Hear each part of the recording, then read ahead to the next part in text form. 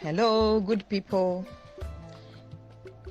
It's time for us to zoom into our usual section, time with Aunty Irene. We thank God for this wonderful day He has made for us to rejoice and be glad in. We want to look at a very interesting topic, that is temperament and marriage.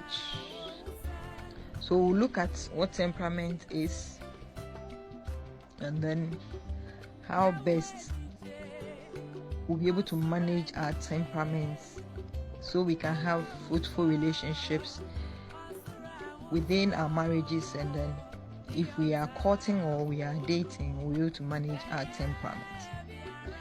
So for this section, I have titled this part because temperament is a very broad topic, and I believe even two sections will not be able to cover everything within two sections. So we'll see how things will go and see how we can schedule them so we'll be able to treat the entire topic. So today I want us to look at knowing who your partner is. Knowing who your partner is.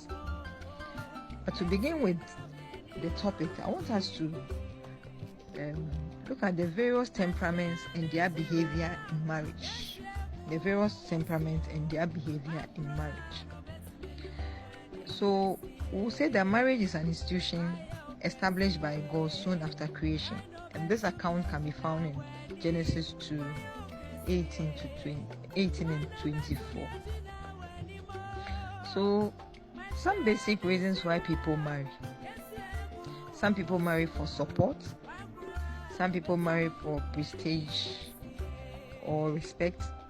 Some for sexual satisfaction. And some marry for procreation. Marriage is to give the couple joy, peace, comfort, and also assist them to obtain certain objectives in life. Because when you look at marriage itself from the Garden of Eden, God said that it was not good for man to live alone. So He will give him a companion who will help him to fulfill his objectives in life. So basically that is what marriage is for. But despite the above, many marriages and relationships are saddled with numerous problems that threaten the survival of the relationship. These problems or challenges often lead to separation or divorce, although contracted in the church. That's interesting, right? Now note this. Research shows that about 90% of married couples will remarry when given the chance. And someone will ask why. 1.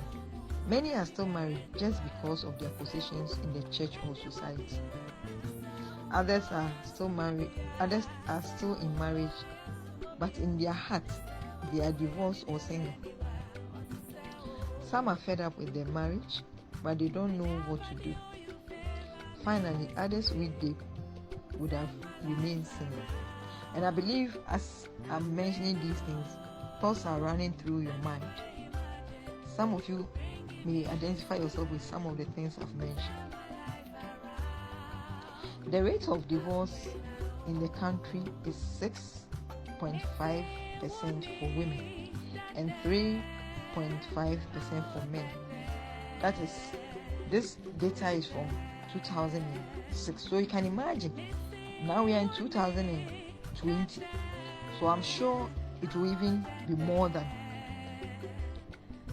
this figure I'm quoting. For instance, the rate of divorce in Ashanti region within that same year was 17.5%.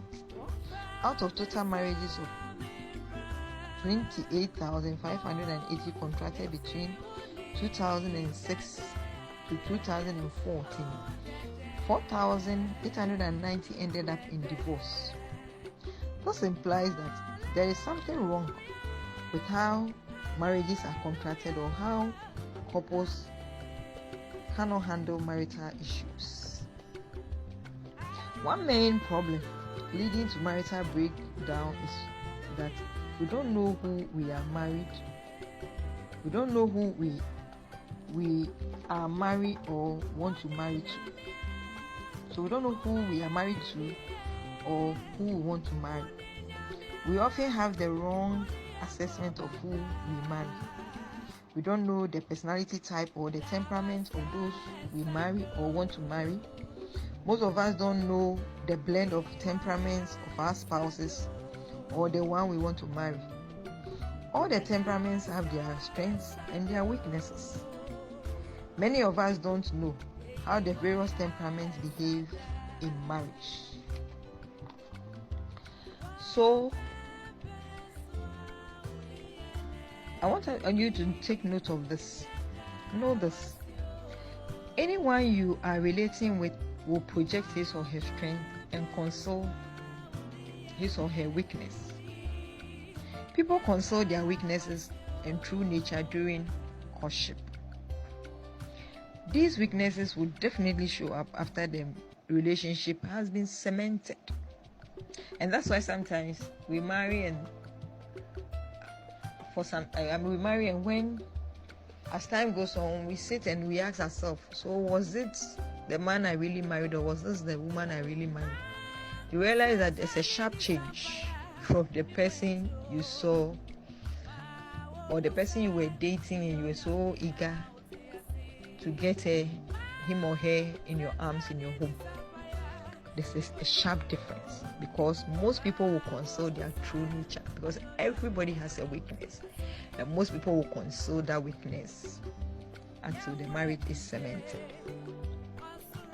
So let's go for a commercial break and then we'll continue. Start. Great to be back. We are back from our break. And so, as I was saying, we are continuing from knowing who our partner is, which is the topic we are discussing under temperament. This is the question I want you to ask yourself. How do you see yourself? This is a question to all of us. How do you see yourself? Generally, you need to know this. Know who a man is if you want to relate with men. They have certain things in common, and so you need to take note of this. Actually, there's a whole topic on this, which is termed differences. That's the difference between men and women, which is a whole topic, but for the purpose of our discussion this evening, we will not veer to that. Maybe when we have another section or we have another time, we can treat that one, our differences, the differences between men and women, so that if we really know our differences, then we'll appreciate each other and live in harmony with one another. But for now, we'll just highlight a few things. So, know who a man is. Most men cherish respect. Men talk less as compared to women. Men come to home to rest and have comfort and to be served. Most men hate to be criticized and pushed to the wall or challenged. Most men wish the gate is always open when needed, so they can hide their emotions. Now let's look at the women to know who a woman is. Women generally want to be treated with care and given special attention. Women generally want to be pampered. Women hate open criticism and rebuke. Women wish all their needs would be provided. Clothes, footwear, jewelry, and name them. The list continues. Women want their husbands to eat everything served before them. And they also want to be satisfied sexually but gentle. So with this at the back of our mind, then we'll now veer into our topic itself, which is temperament and marriage. So I want to look at what temperament is. Temperament I would say is a theory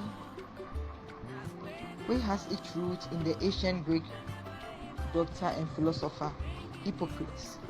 That's 460 to 370 BC, who believed that certain human fluids, emotions, and behaviors are caused by who believed that certain human moods, emotions, and behavior are caused by body fluids called humus. So for Hippocrates, he believed that human beings, our behavior, our emotions, and our mood is controlled or caused by the body fluids in our system. And according to him, the fluids are four in the body. That's the red blood, the yellow bile, the black bile, and then the phlegm. So for him, if you have more blood than the other three, then he see you as someone who represents a sanguine temperament. So for your temperament, if you have more red blood, then you are a sanguine. And if you have more yellow bile, then you are a choleric. If you have more black bile, then you are a melancholic. And then if you have more phlegms in your system, then you are phlegmatic. Actually, how the philosopher managed to see the quantities of body fluids in our system, that one we can't tell because literature does not show, but then that is what he came out with. But then in psychology, we have all kinds of theories about temperament. We have even the body type temperament, where the shape of your body alone gives you your temperament. So many theories, but most of us, or among all the theories, the one that is usually used or is worked with is the one propounded by Hippocrates, which has to do with the four basic temperaments. Of course, there are other combinations, but we will get there when we get there. So that is what we are looking at. So temperament, we got it from this. We are looking at Hippocrates' theory of temperament. And so when we say temperament basically is a combination of traits like intelligence that you inherit from your parents, which gives you a characteristic pattern of thought and feelings that affect your behavior and make you unique. So temperament is usually inborn. It's inborn, something from the genes of your parents. So the combination of your parents' genes at the time you were conceived determines your temperament. It is the inborn part of you that determines how you react to people, places, and things. You are born with it. It will stay with you for life. What you build on your temperament gives you your personality. So when we talk about when we ask people about personality, they think personality is just your physical appearance, but that is not it. Personality is the outward expression of yourself. The outward expression of yourself. So it's a product of what you are born with, and environmental factors such as parental training, education, self-discipline, beliefs, motivations, friends, church, and life experiences. So personality is basically a combination of your inborn traits, what you inherited from your parents, and then the environmental factors that shapes it to make you who you are. So that you come with, let's say you are born with intelligence, so that was your temperament that you came with, inborn traits. The kind of education that you have, the family you are born into, the kind of formal education you receive can either maintain your intelligence, or because there are some people who are not intelligent, but then where they find themselves can even shape them and make them become knowledgeable. Some people too are intelligent. The kind of schools they attend and things will not will sharpen it, and they will be performing higher and higher. So the environmental factors shapes your inborn traits and gives you your temperament and gives you your personality. So then, if we want to put temperament in a simple language, we'll say that temperament is a set of positive and negative tendencies towards a specific mode of behavior which a person is born with. It is a combination of inborn traits that subconsciously affect man's behavior. It is the explanation for why people behave or act the way they do. It is what causes you to think in a specific way, act or in a way that may differ from another person's behavior. So we'll ask, where from temperament? Where do we get this thing from?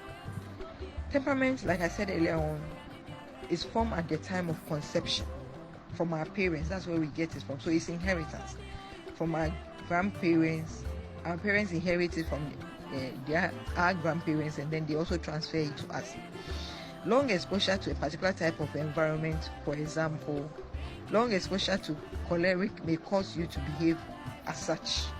That's why some people can live for some time and then you realize that they begin to look alike and behave alike. So why do we have to know about temperament? That's the next question I want you to ask yourself. Why do we have to know about temperament? 1, for marriage and relationship. Many marriages today are falling apart because we do not know the temperaments of our spouses, or we find it difficult to cope with their weaknesses. And 2, for peaceful coexistence, so that we can relate well with others and understand why they behave the way they do. The third reason why we need to know about temperament is for developing our spiritual life, so that we can deal with our weaknesses properly, operate the spiritual gifts, and grow to maturity. And then for the type of work we do. So when you know your temperament, it even affects help you in your career choice. So for instance, a choleric can never be a good salesman, but the sanguine will do better. So even as we learn temperament, it's not just for our marriage, but even for our children, we'll be able to guide them as the kind of career path they should choose. I want us to take a short break and then we'll continue. Okay, welcome from the break. So we'll continue with the types of temperament. And so the types, like we said, we are looking at the 4 basic temperaments of hypocrites. So the first one we'll discuss is sanguine. And for the sanguine, we say they are persons who we can describe as people who are free and loves everyone. They are generally happy people. And these are their characteristics and strengths. Now let's take note of the fact that all the temperaments have strengths and weaknesses. And so none of them is better than the other. They all have their strengths and weaknesses. And then you will never see one individual falling strictly under one particular temperament.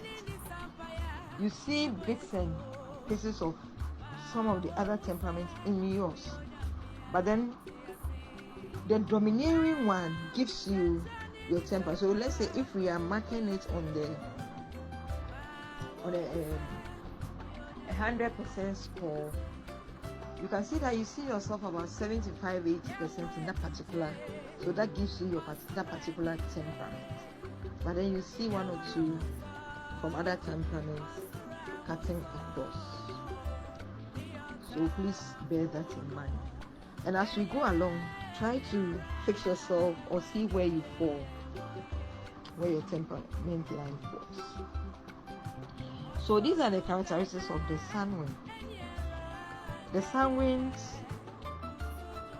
in our common daily language, we refer to them as the monkey partner. You know the monkey, he's always happy wherever he finds himself. The monkey partner. So if you forget about sanguine, you can say the monkey partner. But for psychology, we say sandmates. And so for these people, they are friendly and cheerful, loves to show affection, they are enthusiastic, they are generous, they love fun, they enjoy being with people, they get others involved in whatever they are doing, any activity they are doing, they get other people involved. And they always see the positive side of things. So for these people, they are the people that you meet them today and it's like you've met them 1,000 years ago. They easily make friends and hug people easily.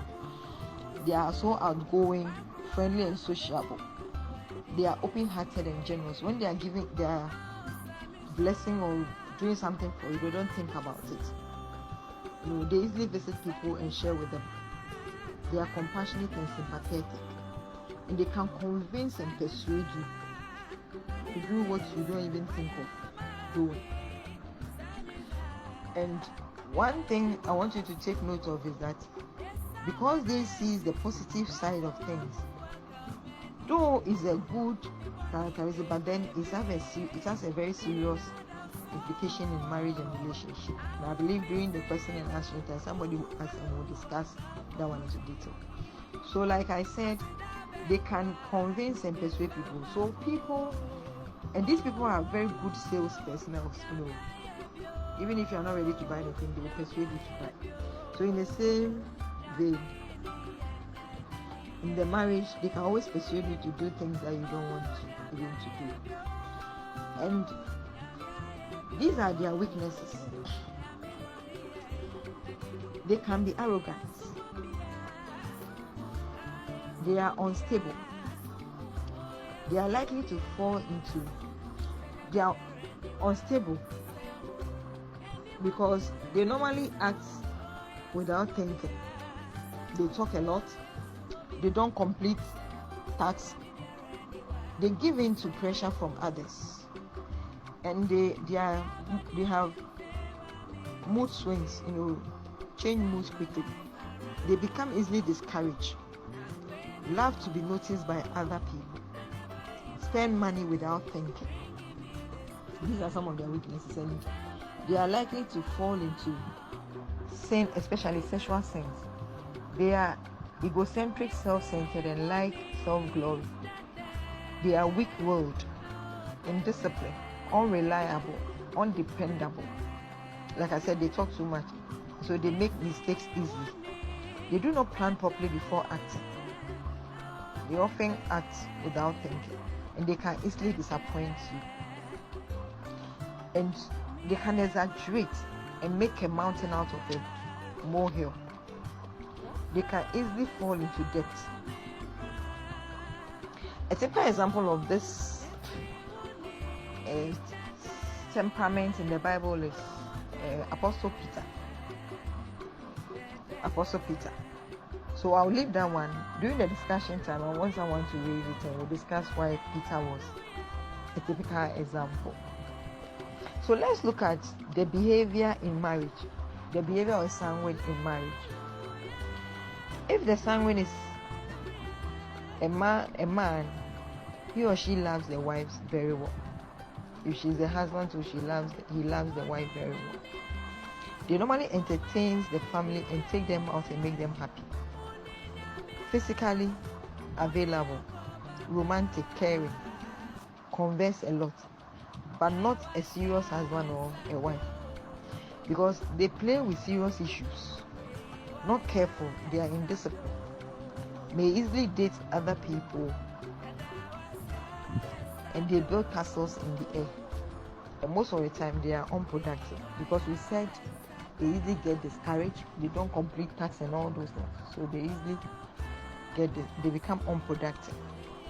And so when you are in a relationship with a sanguine, or you are married to a sanguine, you have to be very careful about some of their promises they give you. When they are so happy and they are telling you big things, be careful, because they did not think about it before saying it. So the next, when you take it serious, and you add it to your budget, you lose big time, because the next time you go to them and they're like, oh, the other day you promised, they said, me, when, right? Or they don't think about it. So you have to be very careful with the sanguine. Now let's move on to the second temperament, which is the choleric. The choleric, to them, life must be full of work and activities. So for the choleric, these are their strengths. Their confidence. Try to take new challenges. They like taking new or trying new challenges. And in the local, simple language, you look at them as the lion partner. You know, the lion is always confident. So they set goals and get things done.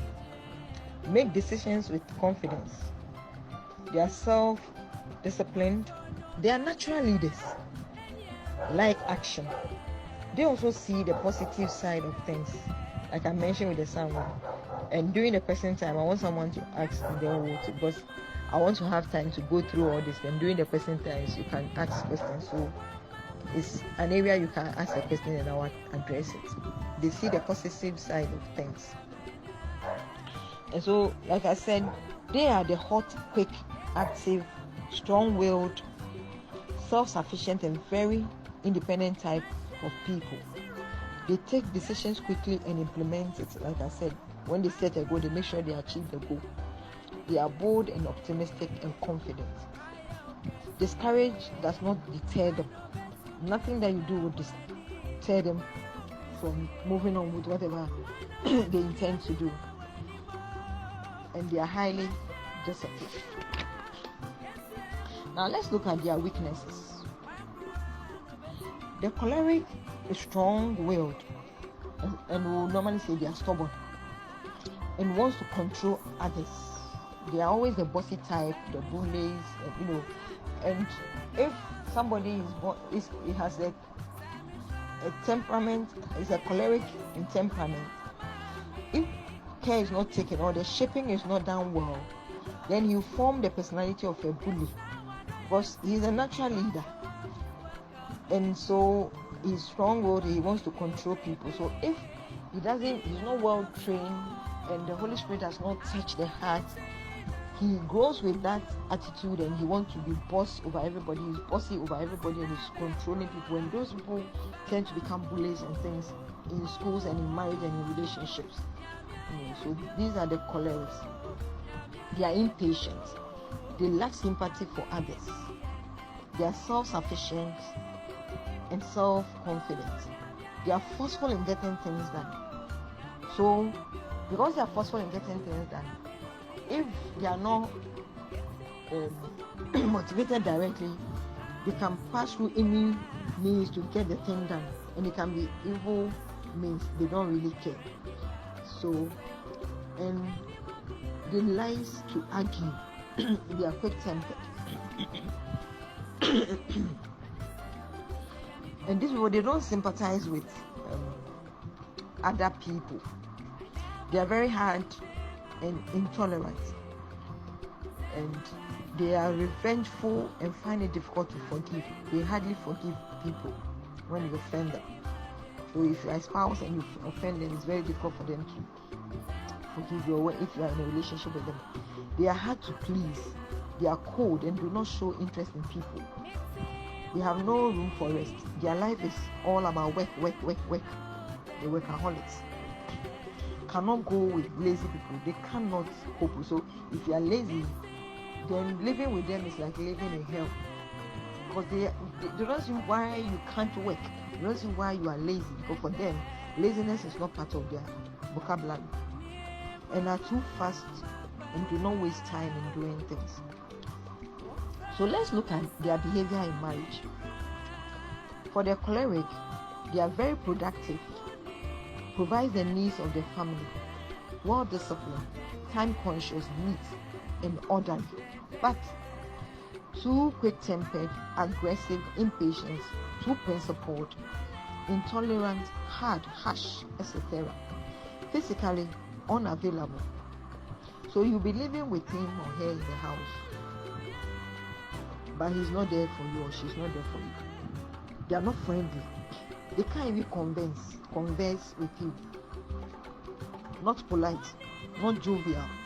Want everything fast, very strict. So they are the strict side, and it's like, so you meet some people and say, as for my husband, my wife, I can't even joke with him. I can't even have it. That is who that person is. So when you know all these things, and when the people are behaving the way they are behaving, you understand and appreciate why they are behaving so. Then through some of these things we are learning, we'll be able to know how to manage such people. So let's go to the melancholy. And a typical example of the choleric is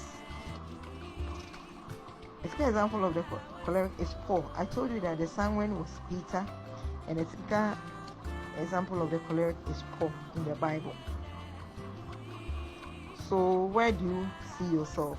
So let's go to the next one, which is the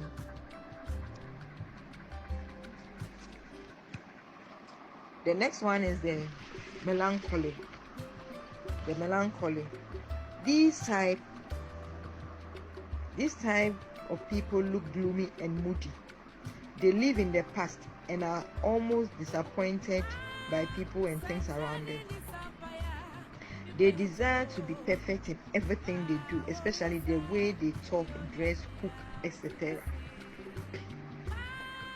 They are the people as normally called the Madam Perfectionist, or they want everything perfect. But life is not like that. Life is, you can't have everything perfect.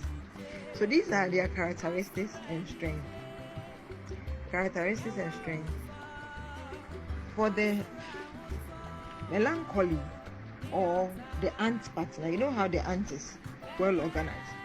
So for the melancholy, they are well organized, like making things, self-sacrificing, thoughtful and kind, avoid public attention. They don't want public attention, likes to do things perfectly, a cautious decision maker. Before they take a decision, they really think through very well.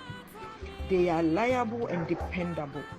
If you are married to such a person, you can always rely and depend upon them. And they are also romantic. They are also analytic and don't act anyhow. Before they act, they are really thought through before.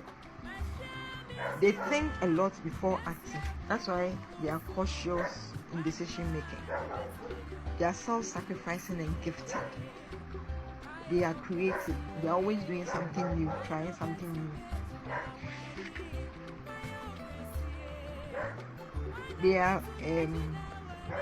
They stick to their promises. When they tell you something, they mean it, and they will make sure they do it. They act accurately. They are kind and considerate, and they do not express their feelings easily.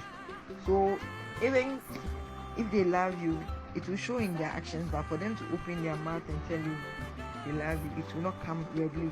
So if you are married to there are some people who, your partners hardly tells you are looking beautiful, or I love you or something. You are like, sometimes you are like, oh, so you do love me. They are not able to show by spoken words, but then they show in their actions. So these are their weaknesses. For the melancholy, they are hard to satisfy, because we have already said that they are perfectionists. Before they take any decision, they think through very well.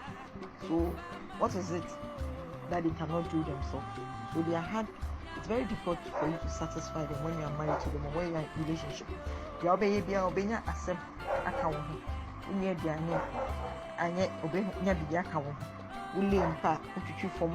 are people like that. They don't like social events. They are not sociable, so they don't like social events. And they can be gloomy, like I said. They can be moody. And then they worry a lot. They also get angry easily. They see the negative side of things. So take note of that one too. They see the negative side of things. Anytime you raise something, they will rather think about the negative and not the positive. don't like making decisions. They don't like, we have already said they are cautious or careful in making decisions. So we are saying that their weakness is that they don't like making decisions. They are very critical of themselves.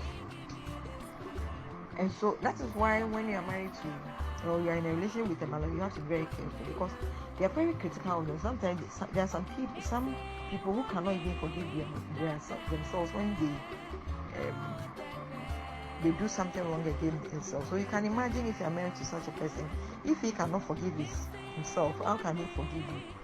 So they are very critical of themselves. That's why they are so disciplined.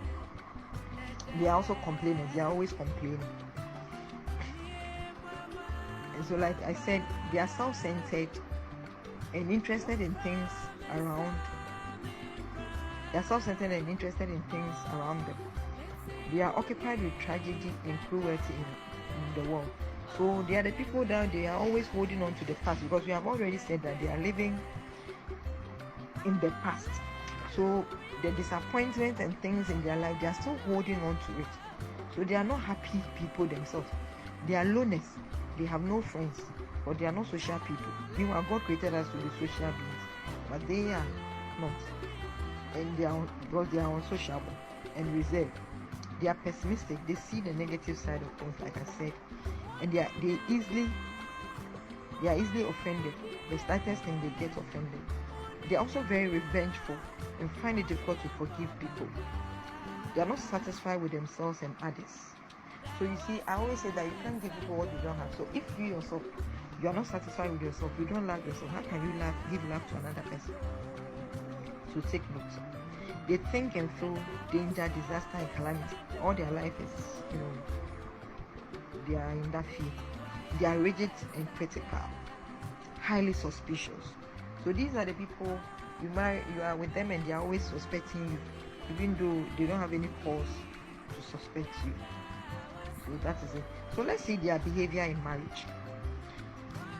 For the melancholy, they are hard-working wives and husbands, very orderly, neat, decent, love the family, faithful, reliable, and dependable, discipline themselves and their children, but rigid, stubborn and arrogant, proud, moody, highly suspicious, set high standards they feel is the best for everybody. So for them, they will set standard for you, and they think they want everybody to follow that. And they will criticize everything you do, find fault with themselves and others, often moody, withdrawals, build stress, and they are on site. When you are them, you are not happy. You are with them, but they themselves, they are not happy, so they can't even offer you happiness. But when you are married to such a person, then you have a lot of work to do. A typical example of the melancholy is Solomon in the Bible. Solomon in the Bible.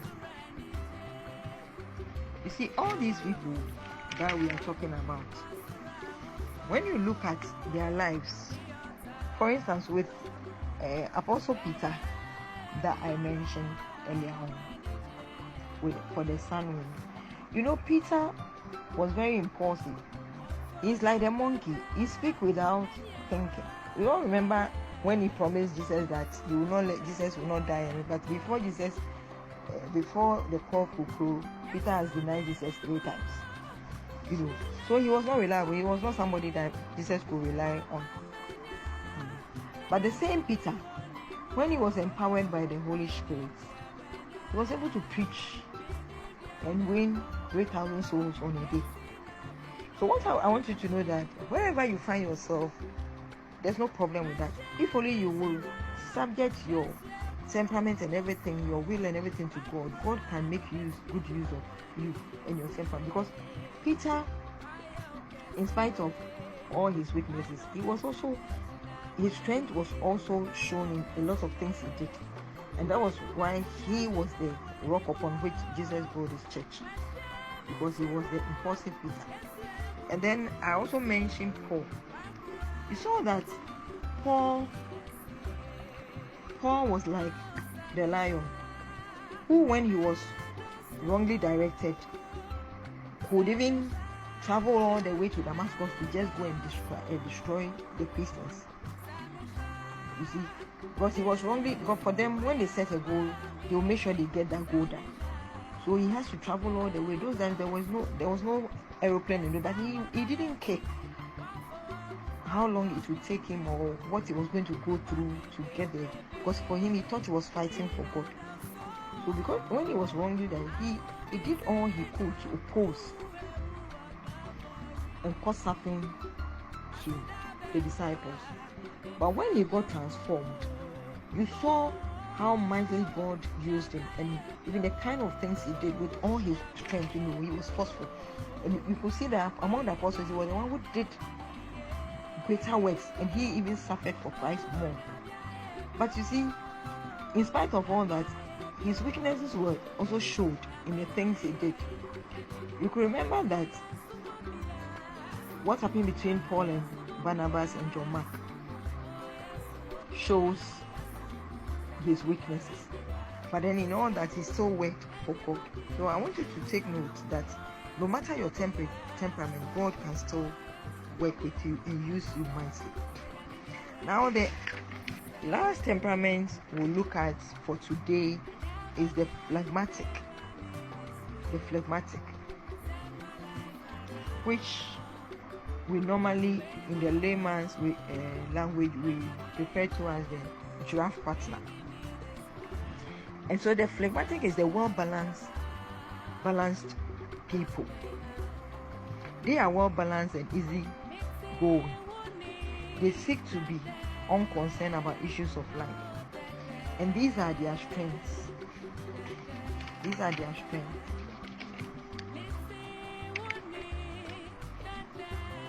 The melancholy, I think I didn't mention, but the melancholy, take an example, was Moses. We saw his strength and we saw his weaknesses. When God called him, he said he was a stammerer, he couldn't talk and all that. But then when he subjected his will and everything to God, we saw how God used him to deliver the children of Israel. And even along that, we saw his weaknesses showing. The weakness when he has to go and hit the rock number of times because he got angry. The Israelites were pursuing him, he got angry and he was frustrated and did that. So that is. So the phlegmatic that we are doing, these are their strengths. Their strength is they are calm. We have already said they are the well balanced among all. They are calm, easy to get along with, a peacemaker, thinks before acting, have a quiet sense of humor, a loyal friend, patient, and a good listener. So if you are married to such a people, they always have the listening ear for you. They will always listen to you. They scarcely get angry, and they are cool, and they are not aggressive or easily angered. And they have a kind and a shy personality. And like I said, you can always rely on it. They crack jokes without laughing, and then everybody will be laughing, but they will be so straight with their face as if they've not done anything. So, as we are doing this thing, be checking yourself and your spouse too as well and see where you fall. And for them, they are hard to motivate. You can't motivate them easily. They find decision making hard. They are self-centered, reluctant to become involved. When we say reluctant to become involved, they are the people that if you are doing something you don't invite them, they will never show up. We even have children or siblings who, if you give him an assignment, a task, he will do it and do it perfectly. But if you don't tell him or her that Akosia also may say, go and wash this dishes, she will never take the initiative to do it. So these are these people. They don't easily get involved. So if you are married to such a person, you think you won't assume for him that you are stuck with some activity and you are expecting to come and give you a hand. He will never come, or she will never come unless you invite him. As soon as you invite him, they will stop whatever they are doing, they come and give you a hand. But if you don't, they will. So, but don't assume that they are wicked. And I make and how me really chimodi me I dear poem boy me who actually me poem me boy me I don't know what to say chimodi. You doesn't see it that way because for them they hardly get involved. So you would rather have to. So if you have learned this and you know that this is the type of person I'm living with, then you have to invite the person whenever you need his assistance. They hardly express their affection. They worry about things. They delay doing things, and they are quite stubborn. And so, like I said, they are slow, lazy, and resistant to change. For them, they want to maintain the old order. They are spectators who do not want to get involved, like I said. So, if you invite them, they will come. They cannot manage time properly, so they have poor time management skills, and they procrastinate. Something that they have to do today, they say, "Oh, tomorrow, why not?" Now what you know, so they defer duties, and they are very cold and don't exhibit any form of urgency. Tend to be selfish, are not disciplinarian. So for them, anything goes. So if you have a father, or a husband, or a wife like that, even with the upbringing of the children, whatever they do, just watch and gloss over. They really had it. They don't really get themselves bothered. This is their behavior in marriage. They are very humble, soft, carefree, full of patience, not aggressive, sober, loves everybody, generous, peaceful, not easily angered, but very slow, lazy, stubborn, indecisive, procrastinates, disorderly, not time conscious, indecent, lack discipline, delays, unproductive. So these are good evening. These are the basic temperaments that we have. But then we have a blend of these temperaments. So we have the sanguine dominated person, but has the others. And so for the purpose of time and to enable us to do a proper digestion of this topic, I want to end today's section here, and then the next time we'll continue with the blend of temperament, and then maybe when we are done with that one, then we'll look at maybe our differences depending on how much time we have at hand. So I'll bring today's session to a close. I believe you have learned something, and I want you to feel free and ask all your questions, because temperament is a very important topic. You realize that you are discovering who you are yourself through what we are doing, and you'll be discovering your spouse or your partner also. And out of that, if you are able to handle this world, a lot of the misunderstandings that happen, we'll be able to curb them. So thank you so much for your attention, and I'll be looking forward for your questions or submissions or contributions. Thank you so much. I love you, but God loves you most. Bye. Hello, good people. We thank God for another day, and it's time for us to discuss the topic on board. I want to entreat each and every one of us to take this topic very serious, because it's one of the key topics that every human beings have to have an idea of, to be able to live at peace with all men, just as Christ told us in the holy books. So even though we are learning it under marriage, it's something you learn for life. It will help you to be able to relate to people at work, at church, wherever you find yourself, because we are social beings. We are always interacting with humans. Even your own children, you'll be able to relate better to them.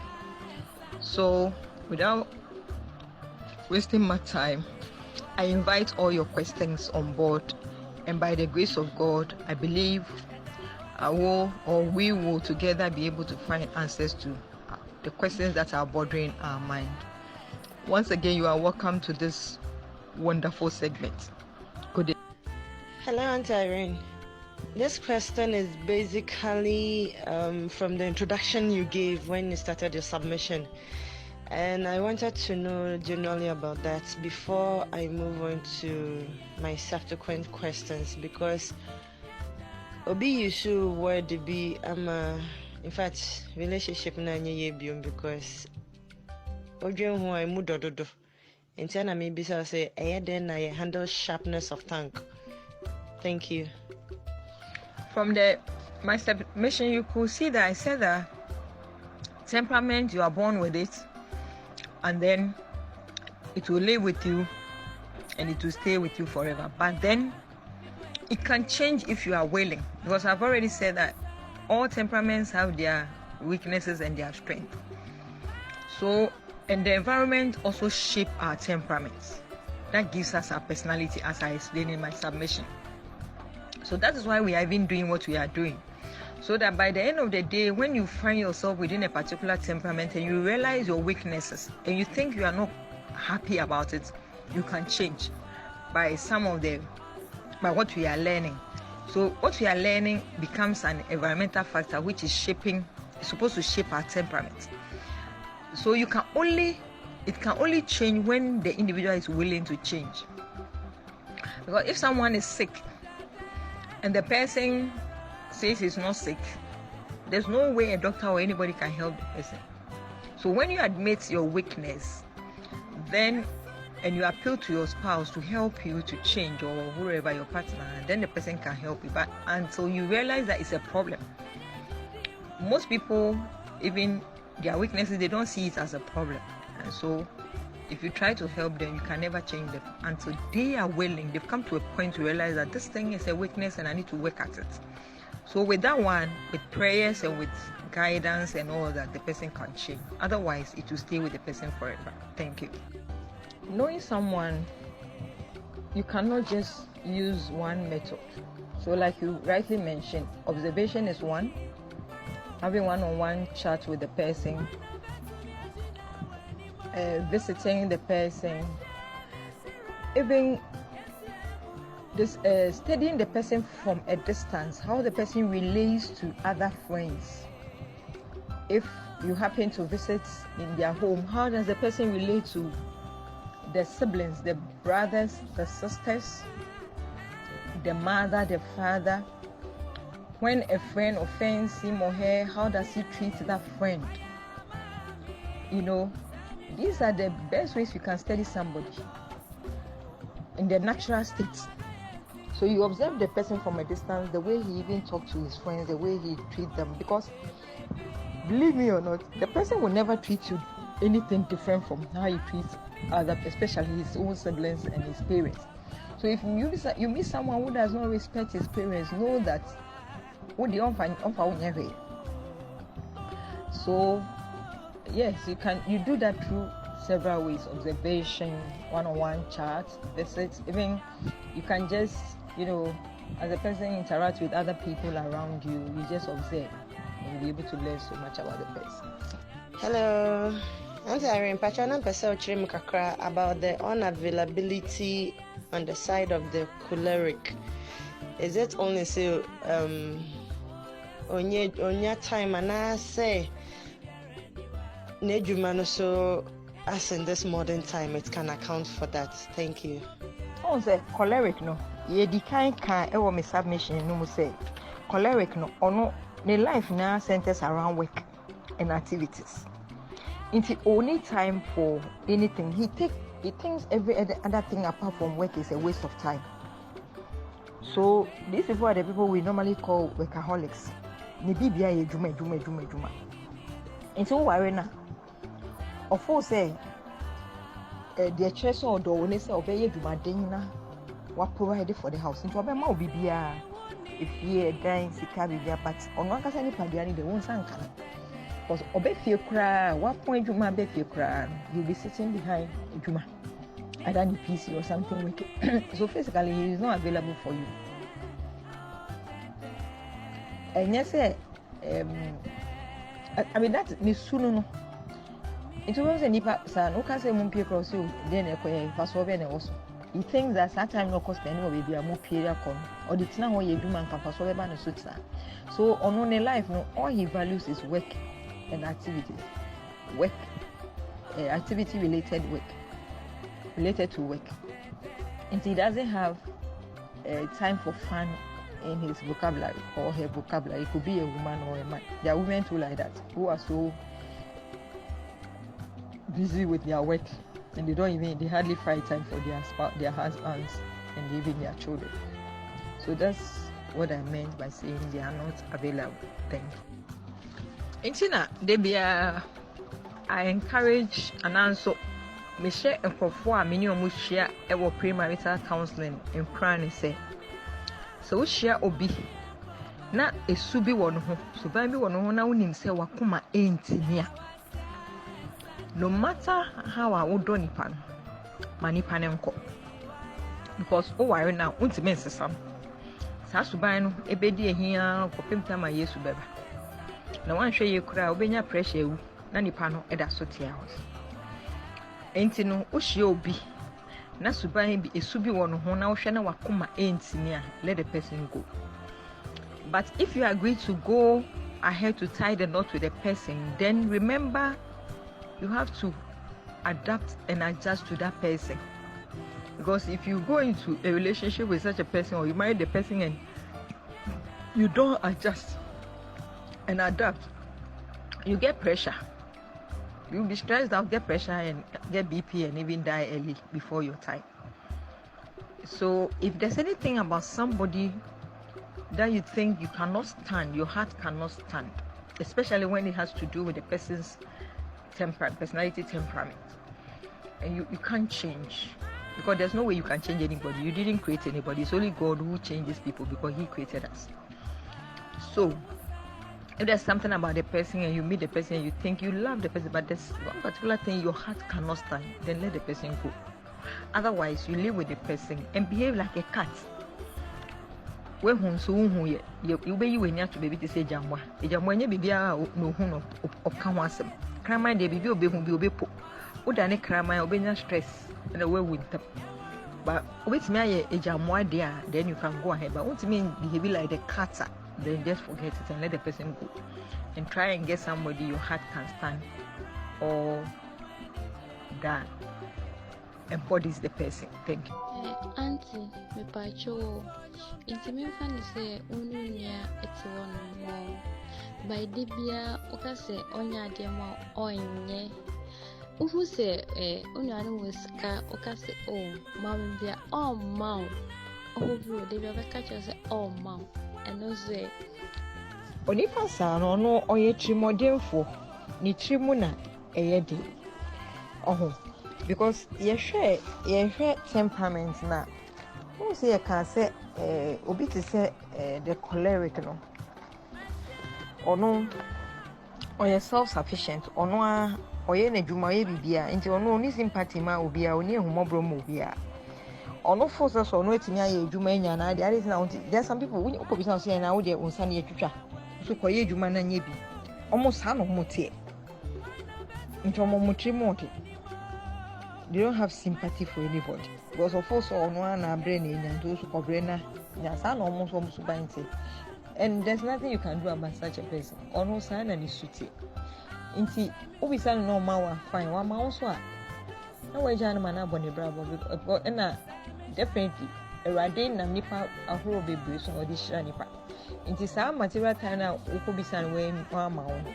What do you query? Obey or the back of the Kufa from an Anipana de Abeya, Adoyanamo, na or no, some of them is Subainti. Or will be so much. There are people like that on farmer. There's nothing you can do about those people. You only pray. The Bible say, I am for a command down where I did, and some no Daniel they come be broke. It is such people, you just leave them before the throne of mercy or the throne of grace. If I did, meanwhile, I hope you watch him and make up for saying, I did not come. Maybe I'm a compo, maybe man, no, I Nanimponodi eradi pe, eradi maupen. You say eradi pe so uni ane mwawa. On am so de bebo. Say eradi pe or be for before so. Okay, so nipa no ono sa no je hwi. Enti na ye hia sa ade wu. Ono oyetimodi for sa no ti. And especially is with the cholerics. That's how they don't have sympathy, no mercy for the people. Ano mo ti. Ti sanko po ne ba ne sa wo nipa sa na. Wo say tan yan paibo.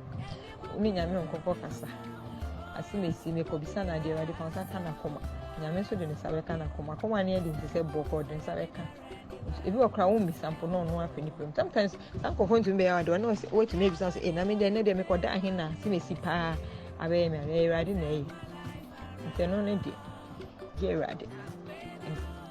Hello, Aunty Irene. That's a power, you know. My next question is so also partner on the major side, a sanguine. And funny enough, no obena, no pebia de vema, but when you're in a distance, as an abia, one need the same region and as a country. Na di bisa edin kakra, oba promise pa, but the way I gross, yes, me say ya name him pa because me who need to asema ehia me America odi agro anas bibi ehia bekoso a odi agro pacho bibi sa no as I say me gani fast na What's the beka was a bit you say omodo omuka asema omo nwe ho anso maka because they are always excited, so they say things out of excitement and they don't even think about it. So sometimes obeka dey no onim kwa obefa so dey amount because on planning on dream ho kra but out of any no aka bibi ajo into the year budget one share ya no aboka but the nipa ne benwa because of the bi a obema ne pressure ne identity or the bema but this is na wedi kaka so on ben wo dey a ono ni students side no aka keke waka gu from you know there's no way obey no dey bro. So if uni nipa sa na ma what you have to do is or can't say me chirewa who will be saying say accept do you really mean what you are saying because media magic in this I grown wood you make just a grown wood say no question can say accept now can it uya ne sa ko no say sister we dey menya shine bono or gdia the next time obe show obobia obey steady because yedi kan so me very generous ade no kita no na nkwan na obe ho bisa na ode be mo but so no kasa bie na no hyehyɛ obobia ya no aka kunto show bono na wo se size enti na yesu yanti at least when we say nipa oye san when the say na ni sutie okasa onwe ho nto to me hyebo ti se na Peter hyehyɛ yesu bo bebre na no wenti na ni so sa no mote enti no so hyɛ obo a na waka say me jaf asɛm a okay me de meji o tu nim say wo nya serious a e ma me fan ka me budget o and I'm fanya me plans ukoso na ye ni say kakranka because nipa na ni su nti on fa one day nsisa nti ukoso ye ni say kakranka obo say very obey steady na fe enyoma ekoso yi ba eni say obufu ni because eni su nti no so manage ni sir. Thank you. So as we are learning, you know that the person a melancholic personality, they prefer action than word. So when you are living with them and they are showing all their love through the things they do for you, you also begin to appreciate it. We know that ladies want to hear sweet words in their ears. But then unfortunately you are married to somebody who doesn't have the words. Or not that he doesn't have, but that is not his nature. His nature is action. So when he's doing the actions and you don't appreciate and you don't see that he or she loves you, and so he's doing that through the action, then it brings about problem. So when you see him, you are there, he goes out and brings you something, your husband goes out and or your wife, you come home, he has prepared you a very beautiful and sweet and palatable meals, he has changed things in the home, then you go ahead and appreciate, oh that I've done without you. I'm so grateful to what you have for what you have done. And then you show the person that. So as you keep on saying things, and sometimes even when you also want, like for instance, you dress, ladies when they dress, they want to be appreciated. You can just go to him and you're like, oh, so can't you see any change in me? Or how do I look? You just ask him a simple question. I'm going out, how do I look? He will just smile and tell you something sweet that you want. So you have to help the person come out with their words, but you don't do it in a harsh manner that now they do their own one days me why if you want to make cash no, because then it's like you are blaming the person, but realize it is his makeup. That's how he or she is. It also a crocro and I because say I didn't so now also want to appreciate ya. Also di ya say there me yema obai ana be ma nyina wo me wan anka wo de wo expect say nka odi na no beka but odi na ho odi na e dey. That's why we are learning all these things, so that when you meet somebody like that, you don't write the person off say on your romantic. He doesn't know how to express that. He's expressing his love or her love through her deeds. Thank you. I don't know if I've answered your question. I said in my submission that all the temperaments, none is better than the other. Of course, we said that the melancholy, I think the melancholy also, the phlegmatic is the well balanced among all of them. But then everyone has his weakness, and you see, it's so interesting that no two same temperaments attract each other. Most of the time, we attract the opposite. So a sanguine will attract maybe a melancholy or something, because the weaknesses that we have attracts us to the people who have that strength. Where we are weak and they have that strength, attracts us to them. So that when we come together and we are willing to submit to one another, another's help, then we are supposed to augment our weaknesses. So where you are weak, I'm supposed to come in and help you come up, only when you are willing. So that's why we are even learning this, so that before you even enter into the relationship, you know who you are marrying, and you yourself, you know yourself. Like somebody just said that he has realized that he is a giraffe. So if you know yourself, you know your weaknesses and your strength. So when you meet another person, you also know the person's weaknesses and the strength, the temperament is coming with. Then you try to match the two and see how you can strike a balance. Okay. So that's why I wouldn't say that person is worse. You know, they are not serious. So it means that if you are marrying that person, then you have to do extra work. You have to be very proactive and all that, because they are not the serious type. They are not the serious, because people who don't plan or don't think before they act can land you into serious trouble. So then it means you have to be very vigilant, and but they are fun to live with because they always make you happy anyway. So then you try to balance it here and there, and then with the help of God, you can sail through. But you need to understand who you are and understand the person, and so that when he's doing certain things, like we are learning, if the person is a sanguine and he's promising and he's failing, you know that son and his suit or can't send me cry. You won't take it to heart. Say the bear. How? Thank you. We said that the melancholics, they are gloomy, okay, and they are loners, and we also said that they are highly suspicious. So jealousy is usually comes out of suspicion and all those things, So. And they are most of the time pessimistic. So the slightest thing, they are suspicious of you. So they see you talking to somebody and they are thinking differently. They are reading meanings and things into it. So you can usually attribute it to melancholy. And then any of the temperament who also has a trait of self-centeredness and also exhibits a kind of jealousy.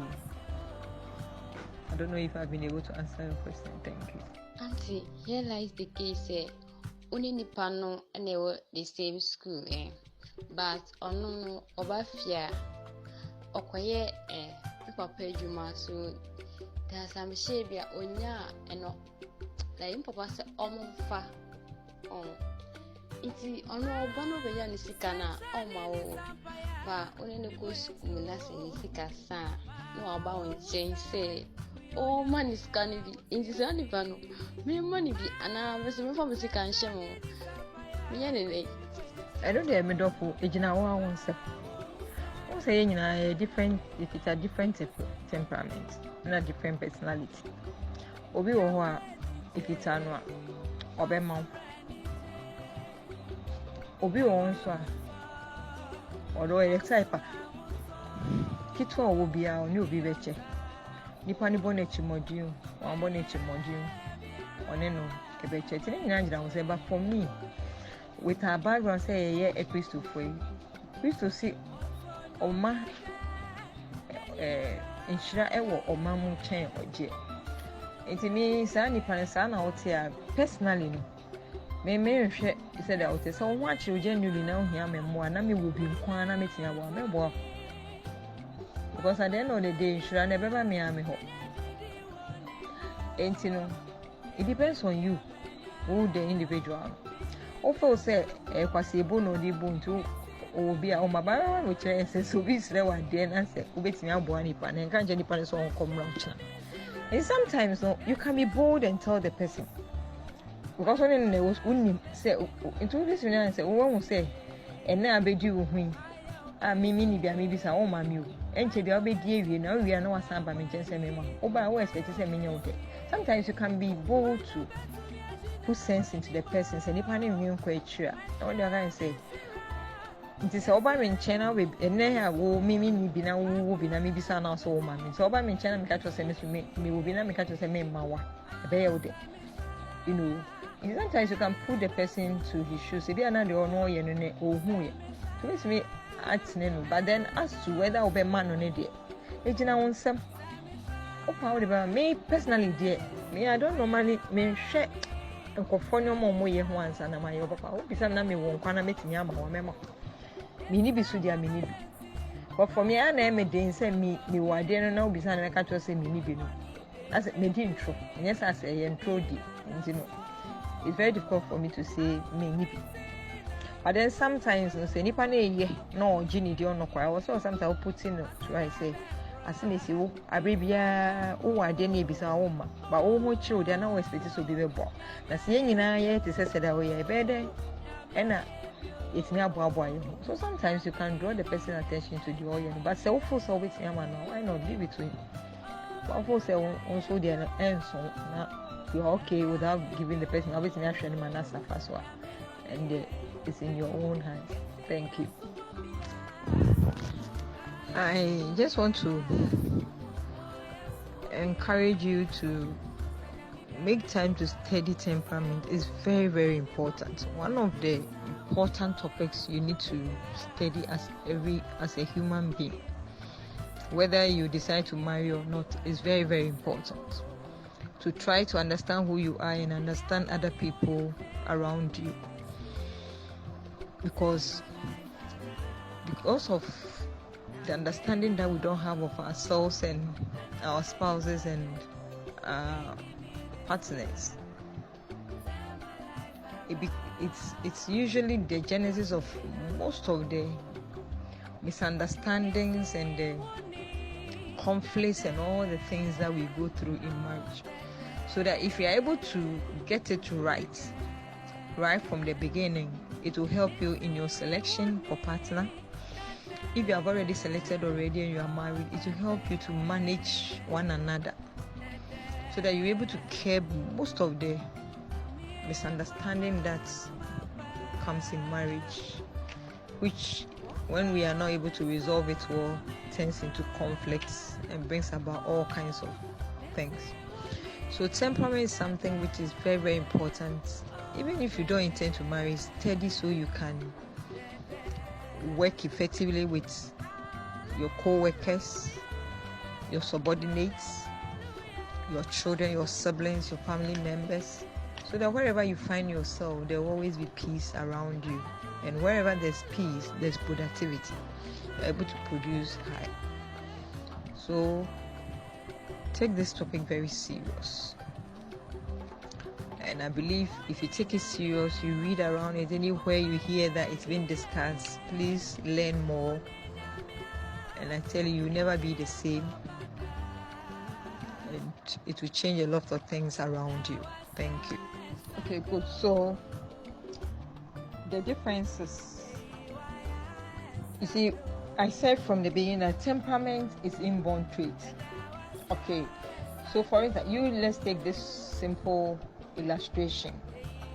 When you give birth to a child and the child doesn't know how to throw the hands, how to throw the legs, a baby, when you are playing with the child and you tap the child, he will just lie down and look at you. you will not do anything. As soon as the child learns how to throw the hands, the legs, or move around, the moment you are playing with the child and you tap the child, or even the siblings are playing with him and they tap him, the child quickly will slap you back. Who taught that child that? Nobody. It's something he came out with. But naturally, the self is always crying for vengeance. So once you beat me, the self tells me that I should beat you and even beat you hard. That's why the child will slap you and you are like, hey, where did you learn this thing from? And then quickly mommy will tell the child, oh no, your brother was playing with you. I'm just playing with you. So as the child keep doing the mommy says, so no, when your brother is playing with you and he taps you, he's just playing with you. You don't slap back. You see that gradually as the child's, when you tap the child, he will smile at you, he will not slap you back. That's work from mommy or daddy or whoever the caregiver is the environmental factor. So the child came with that inborn trait of when you hit me, I'll hit you back. Now mommy says, no, your brother is only playing with you. I am only playing with you, so you don't hit back. Then mommy smiles at the child also smiles. So the child learns that, oh, when I'm playing with my siblings and they touch me, I don't have to slap them or beat them back. So the child forms that character, where when you do something to the child, he just smiles, he wouldn't take it serious. So that becomes the character that the child. So the environmental factors act on your temperament, which gives you your character. And this character, it gives you the character. And this character is the outward expression of yourself that you show for people to see, which becomes your personality. So that as I grow up, if somebody hurts, now I don't immediately retaliate. I'm the forgiving type. I don't just, retaliate. So people see me that, oh, sister, we didn't hold you. So that becomes my character, and I express that, and so it becomes my personality. It makes me behave in a unique way, which becomes my personality. Compared to a child where a child who is coming from a home where the mother is like, so the child came with the innate or the trait of retaliating. Then the mother too is like, and your dinner no. So the child also learns that. So then it becomes part of the child. So he's the type that we are not doing some fancy. So that becomes a character in that childhood cry, but he expresses that character for people to see through the way he reacts to things, situations. And so that becomes his personality, which is the outward expression of what or who he or she is. Instead of hey sister, we mean the son or you say son or say, and know your personality. You have expressed the outward,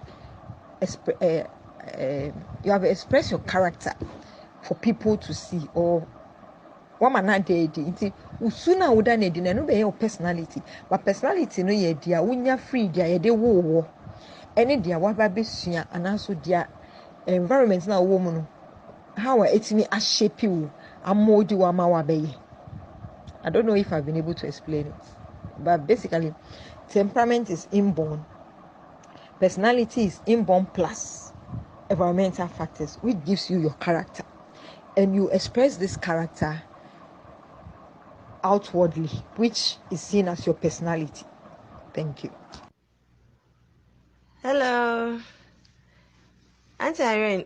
Are you possible say someone will certainly not fall into any of the categories or even have all the temperaments you are talking about?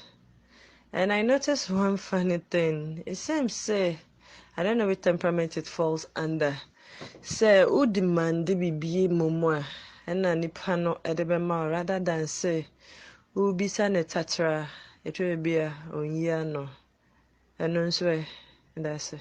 As for temperament, we are there, we fall into one of them, but we will say, obi wo ha ebia kakra wɔ ne mu, but there's particular one na ɛda nso ɛwɔ ne mu. Your next one your next section we will look at the blend of temperament where nipa baako o hu no wɔ baako pemba we say do ogina baako mu ba other one this one to be ha or sanguine dominated person but choleric kakra wɔ ne mu, melancholic kakra sa. Until your next we will look at those people too and how we relate to them in marriage. Masena o kaso obi wɔ hɔ a wo demand answer na wo say ye cancer phlegmatic for no, they are reluctant to get involved. They are reluctant to get involved into ono saa no ono an sheda nboni trimu say oye bibi ama ji ubisa na wo demand saa no te nti saa na wonim say saa no te ni say how abibia wo say ubisa because when misanya ade ono obeye enti ebi wa yetimi ni obi ti fie ni esi o sister we na mekunu de ntimo de me ya de a me ho akere me kra on be so me hu onye sei me hu se me dware nkole na nkole homework wo ho anko meje wo mu nware wo mu po ana se onye omo we hu ekra me so menye aduane na ye ho enha he no ote ho and because he's reluctant to get involved. But who catches or asimesi Mr. Unso unhwe nkole adware ma me ana unhwe mo homework once I may na me ho nye ha na ntimi didn't quickly obi jai do ye no ababe so mo nti sa nipa no also would demand na obisan but then she so said they would demand no idea ehu here was would demand na obisan so akwan a obefa so ebisan so be manipa na etimi ayama me das. Hello, many aje power ancestor the man no. Mr. Kakran person me de ka ho ne say most of times personality, as I said, is gotten out of character, accumulation of it. Into say nature say we can alter our personality as we grow.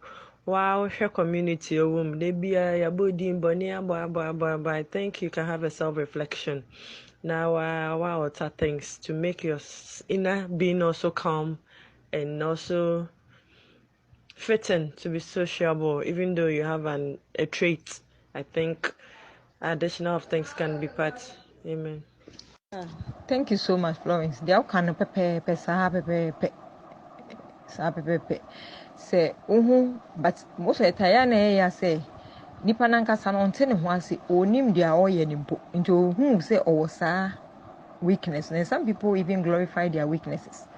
Me dey won name me ho say na me tie me dey in fact those because on sheda who say your weakness of all say 20 abra ye gu so a ye suan si timi suan ye chechwe ye ho wo suan wo so tumi ne obi che ne ade a nipa no enya sa education na na afei otumi hu say say ade we kura me ye weakness a edi me nya nti o say me sorry raka na me ye hu bibi na afei meti ho no na sa nsacha ne beba a o train no betimi abate sese na wo ka nti o say ye koso chechwe ye ho nti si eti ase ya ne ehu a enu na bema base anti ase a ene ebeda so atena emu saa na de bia no e de wentwe ne ntokwa ne nyoma abayentem. So it's a very important contribution you've added to it. Thank you so much for your submission. My brother, it's not a punishment. You see, that is why we are learning this thing. So many of us are living with people or siblings who will see us going through problems. They will never bind us. But the moment we approach them, they come to help. Have you experienced that before? It doesn't mean that the person is wicked or he's punishing you. That is the person. That is the person. So I want you to appreciate what we are studying. So that is the person. So all you have to do is approach the person. My brother, I'm in need of this and this and this. And the person will come to your aid. There are people who are generally wicked. That one, that one is different. I'm talking about somebody who has a personality trait where he will never get involved unless you bring him on board. So he will see when say what bread, but to your aid. But say we are bold now calling him opportunity of a boy. But because we don't understand it, then we read all kinds of meaning into it, and or to say, then we start talking. And so sometimes the person will not hear it from us direct, for him or her to have the opportunity to explain himself to us. Then he will go and hear it somewhere, and then he's like, oh, so that's what my brother thinks, and so be it. And I say, our problem not starting from home. So I want us to learn this temperament with an open mind, without any prejudice, and then accept people for who they are and appreciate them for who they are, and then we try to live with them according to wisdom. That's what I can say. I don't know if it is of help. Thank you. My dear, there's nothing wrong with you being in need, and the person who can help you is your younger brother. Of course, there are some, depending on the personality, there are some people who are very proactive. So he's your younger brother. He sees that my elder brother is in pain or is in problem. He wouldn't even wait for you to come and ask. He would just come in and help. But take it for instance, if the person is the type who will not get up, who doesn't initiate things, he's the push no go type. If you don't push, he will not go. Will you say, because of your pride, you will not go to the person and you will die in silence? Remember, all the fingers are not equal, and God has a purpose for creating all of us different. So and remember, your brother has his own strength, and you also have your own strength too. So at that material moment, you need the help from your brother. Another moment, you also need your help. It may not be financial, but it may be wisdom or something. So we are here on earth to complement one another. So then, when it comes to temperament and things, we have to put our pride aside. For instance, you are married to a woman who is outgoing and has the strength of public speaking or something. I mean, he can persuade for things to work.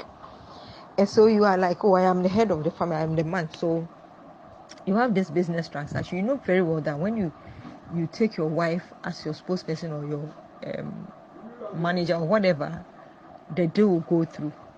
Will you say because she's your wife and you are the head, you throw that scale away and then go and mess up and then lose the contract? No.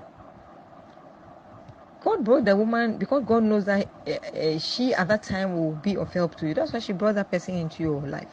So you capitalize on the strength of the person and use it. And when he also needs your physical strength, she comes to you. So the right hand bathes the left hand, and the left hand also bath the right hand. Okay, so when it comes to some of these things, we have to put our pride aside and then make the move and get things done. Thank you. Hello, Aunty Irene. Pacho, about Paul choleric aspect, no. Pacho cheche mukakra. Intimate grasp a lot as Christians. Na yenshe niya bitimi apopele the propagation of nyame asɛm medase. Medase medofo. So meka de Paul or your choleric. I'm looking at it from this angle. You see that Paul was in constant conflict because he was forceful, inflexible, and always expected good results before and after his conversion to the Christian faith. You see that from the beginning, I said that for the choleric, they are go-getters. When they set goals, or set to goals, I will make sure them goals no one side and aka.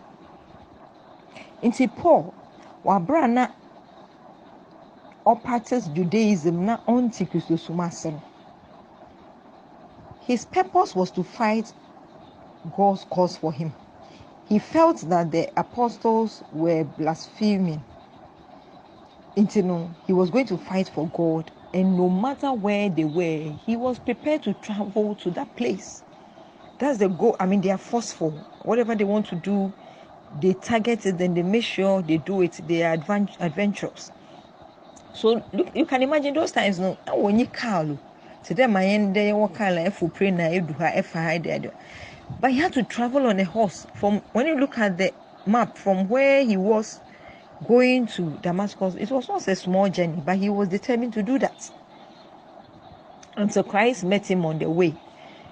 Now, he put in the same force and zeal in the work of God, so that at a point where, when I said that he was the type who was forceful and inflexible and always expected good results before and after his conversion, I meant that, you remember at the point, give me the yellow phone, at a point when he traveled with John Mark. You know, John Mark was a young,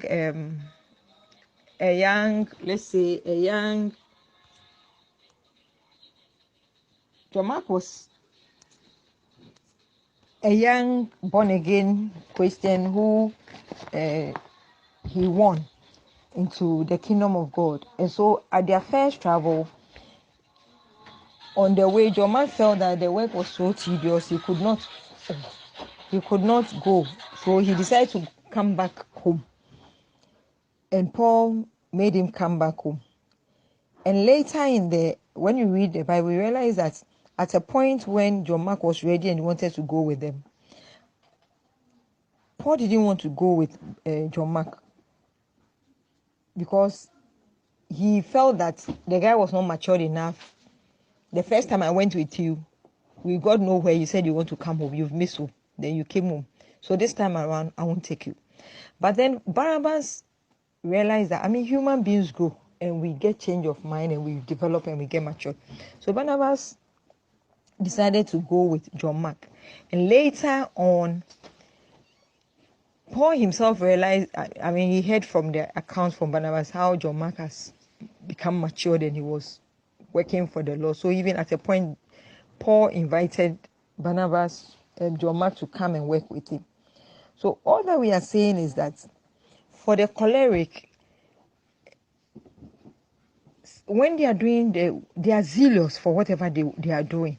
So you can even see, say, when Paul was rightly directed. So for the choleric, when you are married to them and you are able to direct them, I help them, and they are willing to take your advice and you are able to direct them properly, they can achieve everything they want to achieve. But the danger is that if they are wrongly motivated, then they can get to. So most of these people who are chasing money and things, and they are doing all kinds of things just to get money, because most of them are choleric, because they are go-getter. They want to make this thing. So I have to make it, whether by any means I have to make it. So when you bring it to the Christian limelight, when you are a child of God and you are choleric, the difference is the Holy Spirit. So once the Holy Spirit touches you, he's going to tap on these strengths of yours to be able to expand the kingdom. So those people, when they become born again, they are working for God. They work fully. They give their all to all. You can see, even Peter and those people started with Jesus. But Paul, the latecomer, did more. He wrote a lot of the apostles, a lot of books, and even in his missionary work, you could see that he even really suffered more than the others. He did so much. That's why I'm saying that all the temperaments are good when the Holy Spirit is in it. You always use your strength to achieve or do greater exploits. And even your weaknesses, you'll be able to manage them. I don't know if you have been able to answer your question. Thank you. Hello, Aunty Irene. My last question, the Pacho. So who say we are melancholy, choleric? Ewe adwuma mu a sanguine phlegmatic for edose kakra. Anaasɛ wɔ namfofoɔ a at this point ɔmote saa. You can see that most of their comments might be quite irritating to you. Nti we be saying no, Pacho, what's the way forward? Said that and then we see almost saa na ɔmo teɛ no. definitely omo na omo bisa say na de adwuma na e papa adwuma because we are choleric now we ana melancholy just say we fa adwuma ni serious it will be you yem no why ni yi and omo to make sure no bisa na de adwuma na e papa dia